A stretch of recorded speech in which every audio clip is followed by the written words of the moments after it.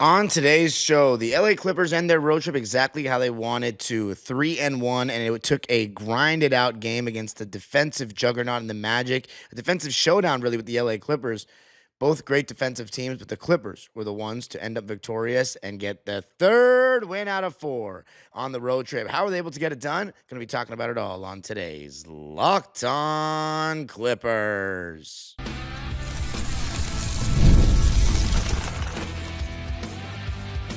You are Locked On Clippers, your daily Los Angeles Clippers podcast, part of the Locked On Podcast Network, your team every day. Yes, sir. You were locking in with the Clips. Thank you for making Locked On Clippers the first listen of your day, your team every day. I'm your host, Darian Vaziri, born and raised in LA. Been covering the Clippers for 5 years on my own personal YouTube channel, Dime Dropper. Been a fan for 20 years. And of course, Locked On Clippers, hosting this show for 3 years. Make sure you subscribe to both Dime Dropper and Locked On Clippers on YouTube. And of course, you can listen to Locked On Clippers wherever you get your podcasts. You can also find the Locked On Clippers daily newsletter written by yours truly at lockedondaily.com. It would be really appreciated if you signed up for that. And this episode is brought to you by Game Time. Game Time is the best place to get great deals last minute on tickets before the start of an event. Just download the Game Time app, redeem code LOCKEDONNBA for $20 off after creating an account.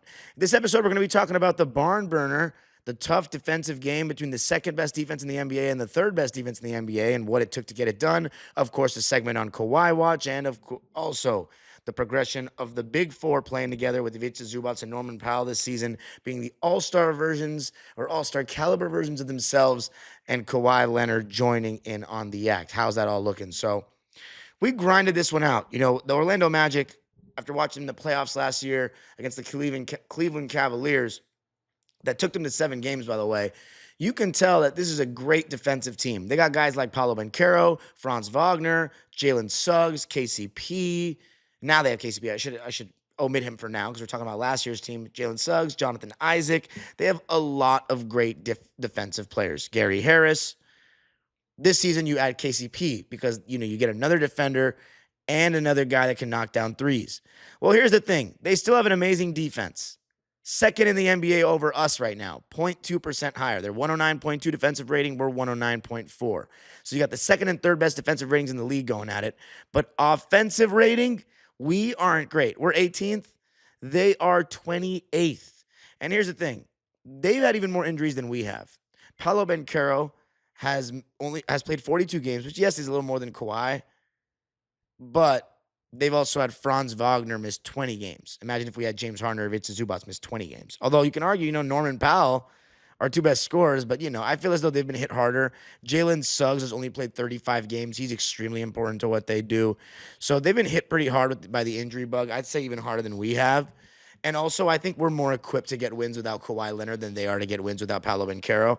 Point being, though, they're still a very good defensive team, but not a great offensive team. Although the season-long ratings for them, in terms of defense, it probably tells the story. In terms of offense, no, because if you're missing your best scorer for that long, it matters. Although you can say the same for us. So, yeah, our offensive rating right now is kind of fugazi. 18th.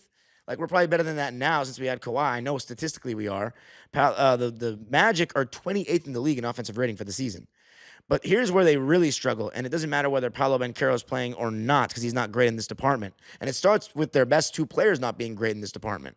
32% from three for Paolo, 29% from Franz, and then 31% from Jalen Suggs, and then 24% this season for Wendell Carter. So 4 of their 5 starters are bad three-point shooters. And it doesn't get any better when they start Goga Bitadze, who shoots 12%. And Tristan Da Silva, who was starting for a while, only shoots 33%. So this team only shoots 31% as a team on the season for threes, which is the worst in the league and is their biggest flaw as a team. So we were, going to be ready to live on that, to live with guys shooting threes. In terms of the matchups to start out, they had KCP on James, Franz Wagner on Norman Powell, Paolo Banchero on Kawhi Leonard, Wendell Carter on Ivica Zubac, and Corey Joseph starting in place of Jalen Suggs on Chris Dunn. We had James Harden on Paolo Banchero, Kawhi Leonard on Corey Joseph, Ivica Zubac on Wendell Carter, Chris Dunn on Franz Wagner, and Norman Powell on KCP. Zoo and drop, Wendell and drop defensively. Now, my biggest question there, why the hell was James Harden guarding Paolo and Caro? I know why, because he's strong and James doesn't get overpowered by those guys, but that's their best player. We're really putting James Harden on their best player? The only time I can think of us doing something like that was when we played against the Grizzlies. We had James Harden guarding Jaren Jackson Jr., but Jaren Jackson Jr. just never gives off the vibe of a number one option. Paolo Banchero does. No three ball or not. He's got a pretty good 18-footer. He's got a solid mid-range. I'd have to check the percentages to see how good it actually is statistically, but he's a freight train, and he's got a handle. So Harden was struggling with him, very much so. We were okay switching Zoo onto Franz and having guys like Kawhi, even sometimes a Chris Dunn guard a Wendell Carter, because he's not really a post-up big at all. He's not really going to expose you with a lack of size. But, two good defensive teams going at it. It was going to be a grinded out game. And I thought there was just some runs in the game. It was very neck and neck, but there were some runs in the game where we just took advantage and ended up being the difference in this game. In the first quarter, or after the first quarter, we were down 22-28. So we just did not get off to a good start really at all. There was a lot of free throws. The Magic ended up shooting 11 free throws in the first quarter. And Kawhi, in his first stint in the game, like before he checked out, he didn't even score. So we got off to a really rough start in terms of shooting the ball. But we were able to rebound. As far as minutes involving Zoo, I know we've been kind of looking at that in terms of when we go small, what our lineups look like. And by the way, Amir Coffey did not play in the game because of the knee soreness, and then no Ben Simmons because of load management. So when Ben Simmons doesn't play, we usually go to Drew Eubanks. So Ivica Zubac came out at the 4-minute and 18-second mark of the first quarter.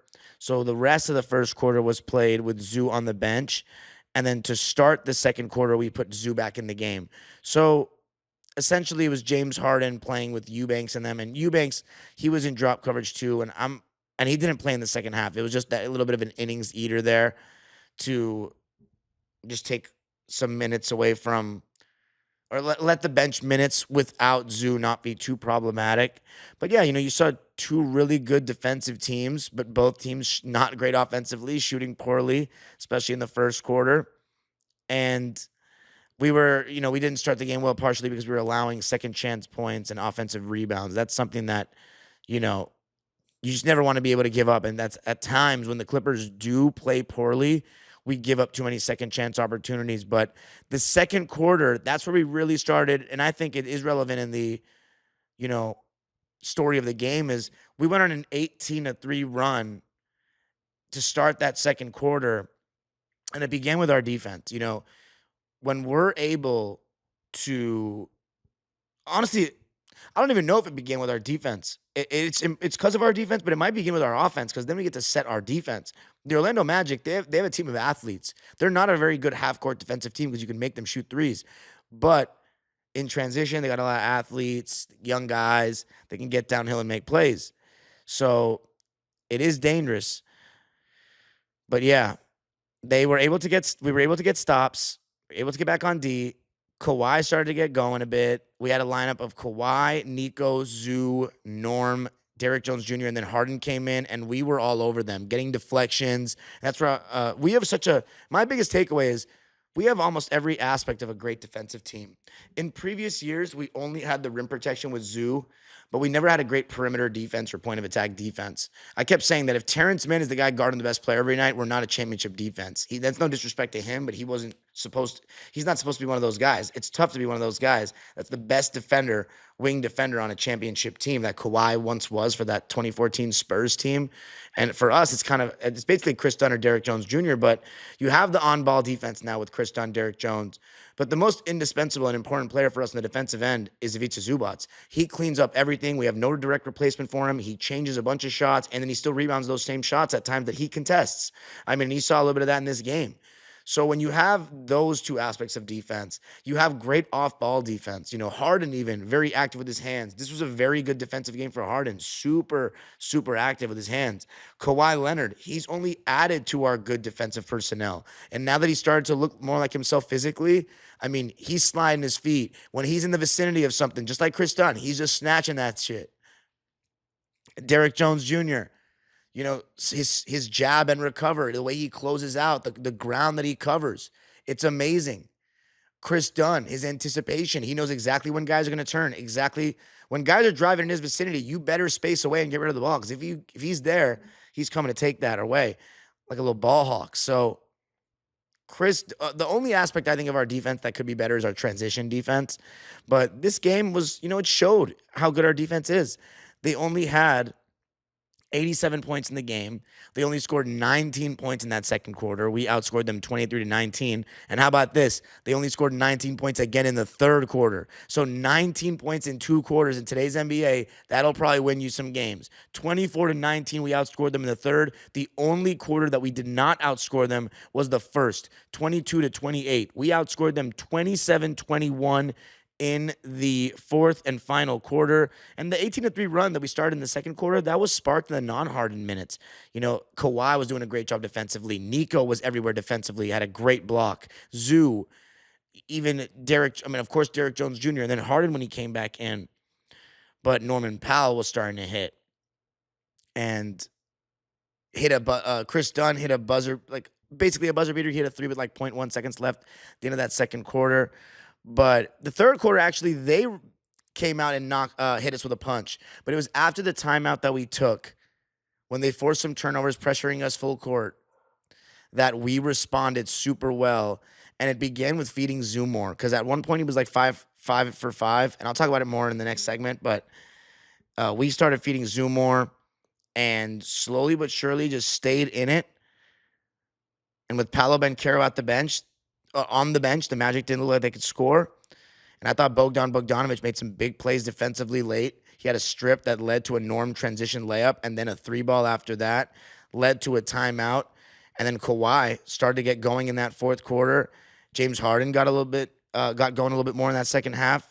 And we ended up winning the rebound battle. When it came to those plays late in the game, it felt like the Clippers were the first to loose balls, and we were the team with more energy. We out-rebounded the Magic on the offensive glass 11-6, and in the game, 47-32. No rebounds, no rings, baby. 96-87 is the final for the Clippers. Harden with 20, Norm with 21, Zoo with 18, and Kawhi with 21. Coming up, we're going to be talking about the Big Four and how they're meshing together. I got to tell you a little something about Monarch Money. Ever check your bank account and wonder, where did all my money go? Between dining out, online shopping, and entertainment, it's easy to lose track. That's where Monarch Money comes in. Your personal CFO giving you full visibility and control over your finances. Monarch Money isn't just a budgeting app. It's a complete financial command center. You can track all your accounts, investments, and spending in one place so you stop just managing your money and start building wealth. Instead of juggling multiple apps, you can use Monarch to check your finances, track spending, and even plan long-term goals. Take control of your finances with Monarch Money. Use code LOCKEDONNBA at monarchmoney.com for 50% off your first year. That's monarchmoney.com, code LOCKEDONNBA for half off your first year. I got to tell you a little something about PrizePicks. PrizePicks is the best daily fantasy sports entry app around. Baseball season is in full swing, and you better believe my Dodgers are undefeated, the champs, baby. And there's no better way to get in on the action than with PrizePicks, the best place for daily fantasy sports. With PrizePicks, you pick more or less on at least 2-player projections, and if you're right, you can win up to 1,000 times your cash. Whether it's strikeouts, RBIs, or first inning runs, PrizePicks keeps every game exciting. Setting up a lineup takes less than 60 seconds, and when you win, your payout is quick, safe, and secure. Download the app today and use the code LOCKEDONNBA to get $50 instantly after you play your first $5 lineup. That's code LOCKEDONNBA for $50 instantly after you play your first $5 lineup. PrizePicks, run your game. All right, so let's talk about this one. Clippers winning it 96-87 in Orlando. Huge win, a gutsy win, a defensive slugfest. And I'll tell you what, that winning the rebounding battle made a huge difference. Now, as far as the big four, I thought Norman, Kawhi, they started getting going in that second quarter. And because in the first quarter, if you look at it, Kawhi had 2 points. James Harden played the whole thing and had 6 points on 6 shots. But we shot 38% in the first quarter. Ivica Zubac had just 4 points. Norm with 5, 2 for 3, so that was pretty good. Norm had 5 on 2 for 3 shooting in both the first and second quarter, so I like that consistency. Kawhi shot 8 times. Kawhi and Zoo both played the entire second quarter. Zoo had 9 points on 3 for 3 shooting and 5 boards. Amazing. And then Kawhi was actually 2 for 8. So he was not shooting well at all. And Harden only had 2 points in that second quarter. So in the first half, we're going into halftime down 45-47. And I really got nothing. I mean, Kawhi started to get going with 2 shots in the second quarter, but he wasn't shooting very well. And I truly don't think it was much about like a lack of spacing or really good defense. I think he was just missing with Kawhi. But he's been shooting super, super well lately, and maybe I jinxed him when I was talking about his insane shooting splits the last couple of games, so he was bound to have one. And yes, the Magic defense definitely contributes to that. But we were down 45-47 at half. Looking at the box scores, Zoo had 13 and 10 already. So I think that, and he didn't even feel like it at all. It didn't feel like it at all. So I think when we saw that, we were like, okay, let's play through Zoo more. Duh. Norman Powell, 10 points on 4 for 6 shooting. He was doing his thing. So again, Norman Powell slowly starting to integrate into the Norman Powell that we want to see with Kawhi and them. He's the fourth creator. Some nights he'll be the second scorer. Some nights he'll be the third scorer. I think it's just Kawhi's the guy, and then Harden and Norm or Zoo, whoever fills in scoring-wise after that, fills in scoring-wise after that. But the ball's going to be in Harden's hands more than anyone, and he is the second option clear-cut in terms of go get us something. But he only had 8 points on 3 for 9 shooting in the first half, too. So our two best players are in single digits or single figures, single digits, whatever you want to call it. And then Norm and Zoo are doing their thing. But in that third quarter, it was really like they started pressuring us the second we crossed half court or even really full court, and they'd force some turnovers. But we responded with a 9-0 run after that timeout, and it started with feeding Zoo more. I don't know if I mentioned it already, but he hit a jump hook like from 14 feet away from the right side of the court over his left shoulder against Wendell Carter. I mean, Wendell Carter just could not guard him. And how many bigs are actually able to guard Zoo one-on-one now? Because when you can turn over either shoulder and you're that big, it's very hard to guard. You might have to just double, which you're starting to see more teams do. And again, I don't know why when we see Zoo get doubled, we're like, all right, then we probably shouldn't go to him. They're just going to double. Like, that means that somebody's open. But you know what it is? I think when Chris Dunn is in, they can double and then funnel the shot to Chris Dunn. So, like, they'll rotate to everybody but him. So maybe that's what we don't want to do. We don't want him to have that option. But in pick and roll, you can do the same thing technically, unless you're using Chris Dunn as the screener. You can literally funnel it. It's the same concept. So I think you just got to get the ball to Zoo and make it happen. Like, yes, James Harden is a better passer. So Zoo, if you know that there's a double coming, you're essentially relying on Zoo's passing to create good shots. But he's really improved. And there's a difference between a blitz at the top and a double down low, or loading up a defense and a hard double in the post. What happens is with the hard doubles in the post is you're usually bringing a guy from the top. And when you're already basically, kind of sucking the defense into the paint, a lot of times it's hard to cover that ground when you're getting out to the perimeter. So started feeding Zoo more. He was balling. I thought also Kawhi, part of the reason why he was not shooting well is because he was shooting some unnecessary contested threes. They look fantastic and amazing when it goes in, but we don't need that from him. We don't need him to shoot contested threes out of rhythm. Just because the ball is swung doesn't mean it's an open three, At times that's a thing in the modern NBA where guys just get ball behind the three-point line on a swing, and they think even though the defender's closed out, they should still shoot it. They don't have to shoot it. But James Harden had some really solid moments of good hands. We had a great ending to the third quarter for the team. We outscored them 24-19 in the third, even though we shot 1 for 8 from 3 in the quarter. But Zoo had 4, Kawhi had 7, Norm had 2, and Harden had 9. So it goes back to, this one, Zoo and Harden played the entire quarter. This one, Harden and Kawhi started to do their thing. So our two best players who didn't have it really going in the first half were starting to do their thing. And the reason why I'm saying it like this is because it just shows that it could be anyone's night with these four. And any quarter, these guys could outscore the other. Of course, we want Kawhi Leonard ideally being that guy that's averaging 25 to 30 points. But, I mean, the luxury that we have with these four is awesome, and it's starting to look like the vision. It's starting to look like a big four that, we said if everybody can come back, this is what it's going to look like. And this might not have been the best example of an offensive, performance that makes you say, like, wow, there's 4 real star options on this team. But Kawhi had 8 points in the fourth. Norm had 9 points in the fourth. We made big plays as a team in the fourth. We shot 50% in the fourth. Bogdanovich, let's see if his stat line reflects it. It doesn't really, but he had a big block, 3-ball.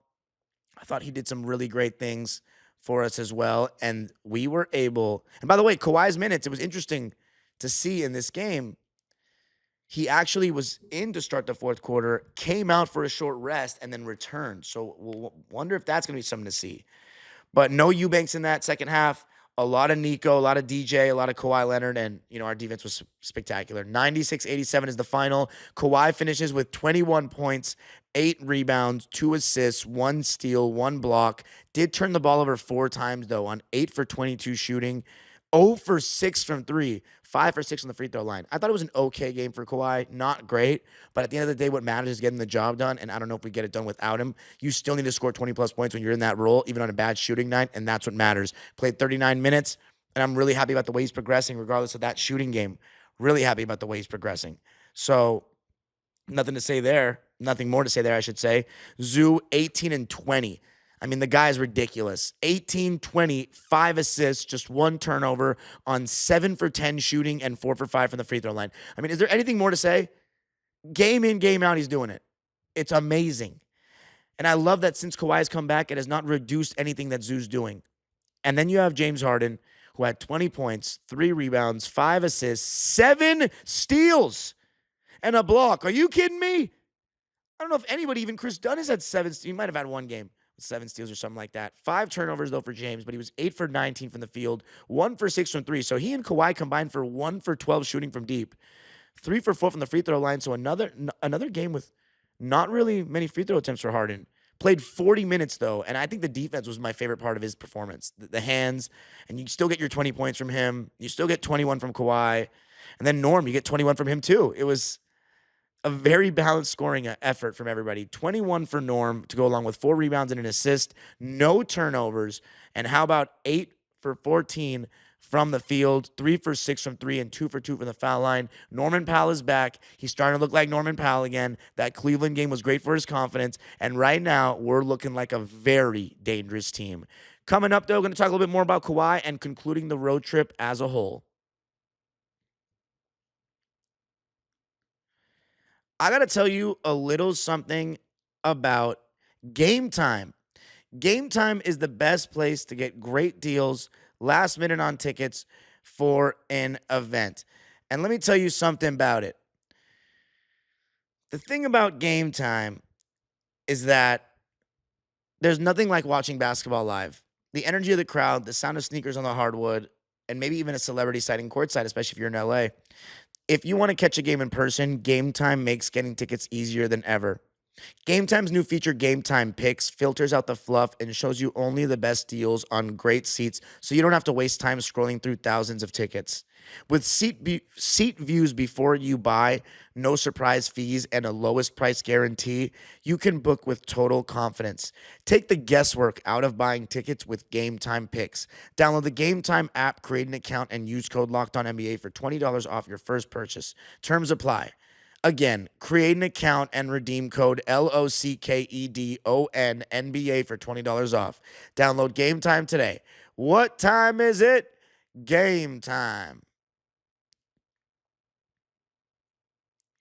All right. So the Clippers winning at 96-87, concluding our road trip 3-1. I mean, it doesn't get much better than that. We are let me tell you how many games I feel as though you can accurately say, okay, all four of the big four are like up to scratch. I'd say New York. I'd say it started on this road trip at New York. Norm had 19 points.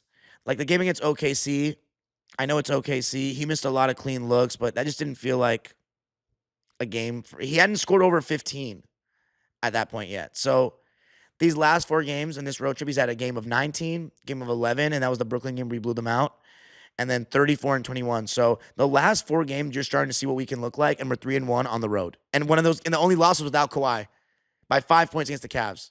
So listen, I'm not going to say what we can and can't do yet, but we're getting close to me being able to make that prediction. The most important thing right now is that we need to be able to be in a position where I'm making playoff predictions, and we're not quite there yet. We're not sealed, I should say. Kawhi Leonard, I mean, as far as the Kawhi watch, I think I've talked about him enough. I think he's trending in an amazing direction. As far as some of the other guys, I wanted to talk about their stat lines. I only mentioned the big four. Chris Dunn had 9 points, 3 rebounds, 6 assists, no turnovers on 3 for 8 shooting, but 1 for 5 from 3. So that 3 ball struggling just a bit. Another game where he got 11 more minutes than Derrick Jones Jr., which I think is a very suspect. You know, we need to start leaning more towards Derrick. I think he should be starting. 12 points for Derrick, 6 rebounds, 1 block, an insane putback dunk, and he was 5 for 8 from the field. He didn't shoot very well from 3. He was 1 for 3. But 1 for 3 is better than 1 for 5, and he was a plus 24 in his minutes, in his 18 minutes. Derrick's better than Chris. I know Chris is a better defender by a bit, but the offense-defense combination, I think Derrick is better overall. Ben Simmons, oh, I'm sorry. I'm looking at that was the wrong box score. I'm sorry. Ignore what I just said about Chris Dunn, and I mean everything I said about the point about Derrick Jones Jr., but those minutes and those stats were not the ones. Here are the ones for the game against Orlando. Chris Dunn, 6 points, 3 rebounds, 2 assists, 2 steals, 1 block. So a little bit of everything. But he turned the ball over 3 times. He shot 2 for 6 from the field, 2 for 5 from 3. So he shot pretty well. That matches the eye test one, that one. And then Derrick Jones Jr., 5 points, 3 rebounds, 2 assists, 1 steal, 1 turnover. Very similar stat line. 2 for 5 from the field, 1 for 3 from deep. So you get a combined 11 points from them. Chris Dunn plays 7 more minutes there. I still think we should be trending into the Derrick Jones direction. Bogdanovich didn't shoot well, but I actually thought he had a good game because he made big plays in the fourth quarter. 5 points, 2 rebounds, 1 for 6 from the field, 1 for 5 from 3, and 2 for 2 from the foul line. Our X factor just needs to impact the game positively, and usually we win the game. Then Nico, 21 minutes of no shot attempts, but still affecting the game in so many ways. 4 rebounds, 1 assist, 1 steal, 1 block. Great defense, no turnovers, +9. He is amazing, and I love that he played over 20 minutes. So, yeah, back home we go. I'll be at the game on Wednesday against the Pelicans. Nobody's playing for them, so if we don't win that game, I do not know what to say, and every single game is extremely important right now. I'll do another episode talking about standings watch on Wednesday afternoon. I apologize for how late this episode is being released. Again, so many things going on for me, but the good news is I should be moving in with my parents again for at least the next couple of, for the rest of this NBA season by the end of the week. Swear. I said I was going to move to my grandma's, but that ended up wasn't going to really help me much because she goes to sleep at a certain time too. So going back with my parents finally. We're getting our temporary spot till, we figure out what's going on with the house and all that. That's going to be a whole process. But I'm not probably going to move into my old house that burned down when it's rebuilt. I'm probably going to have an apartment or something. But back to with my parents for the time being. They sleep really late, so I'll be able to do my job the way you guys want to, which is episodes in the morning and not like this getting released at 6 o'clock p.m., which is totally unacceptable, but I'm sorry. I'm really sorry, but I'll be at the game on Wednesday. Look to see everybody there. And in terms of standings watch, we're in 8th spot still, tied with Minnesota for the same record, and the Golden State Warriors just have 1 less loss than us, same amount of wins, so we need them to lose. But anyway, you can follow me on Twitter and Instagram at Dime Dropper Pod. Subscribe to my own YouTube channel, Dime Dropper, for even more LA Clipper, LA sports, and NBA content. And Locked On Clippers is free and available wherever you get your podcast. Make sure you subscribe to the Locked On Daily, or sign up for the Locked On Clippers daily newsletter written by yours truly at lockedondaily.com. It would mean a lot. And of course, make sure you subscribe to Locked On Clippers. We're trying to get to 7,000 subscribers for the end of the season. And of course, listen wherever you get your podcasts. The age-old proverb continues, go Clippers.